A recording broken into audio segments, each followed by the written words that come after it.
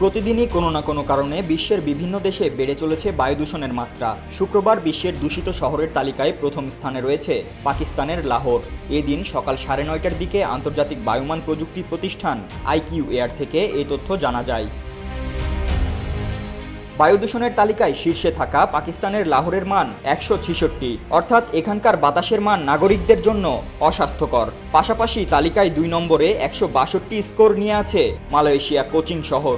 বায়ু দূষণের তালিকায় শীর্ষে 3-এ অবস্থান করছে কাতারের দোহা। শহরটির বাতাসের মানের স্কোর 161, এই মানও অস্বাস্থ্যকর হিসেবে বিবেচনা করা হয়। এছাড়া 80 স্কোর নিয়ে বায়ু দূষণের তালিকায় 20 নম্বরে অবস্থান করছে বাংলাদেশের রাজধানী ঢাকা, অর্থাৎ এখানকার বাতাস সংবেদনশীল গোষ্ঠীর জন্য অস্বাস্থ্যকর। AQI স্কোর 0 থেকে 50 পর্যন্ত ভালো হিসেবে বিবেচিত হয়। 51 থেকে 100 পর্যন্ত স্কোর মাঝামাঝি হিসেবে গণ্য করা হয়। আর সংবেদনশীল গোষ্ঠীর জন্য অস্বাস্থ্যকর হিসেবে বিবেচিত হয় 100 থেকে 150 স্কোর। অন্যদিকে স্কোর 151 থেকে 200 হলে তাকে অস্বাস্থ্যকর বায়ু বলে মনে করা হয়। পাশাপাশি 201 থেকে 300 এর মধ্যে থাকা AQI স্কোরকে খুব অস্বাস্থ্যকর বলা হয়। এ অবস্থায় শিশু, প্রবীণ এবং অসুস্থ রোগীদের বাড়ির ভেতরে এবং অন্যদের বাড়ির বাইরের কার্যক্রম সীমাবদ্ধ রাখার পরামর্শ দেয়া হয়ে থাকে।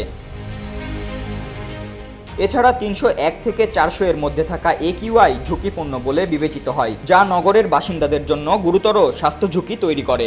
সাধারণত AQI নির্ধারণ করা হয় দূষণের 5টি ধরনকে ভিত্তি করে, যেমন বস্তুকণা, NO2, CO, SO2, ওজন।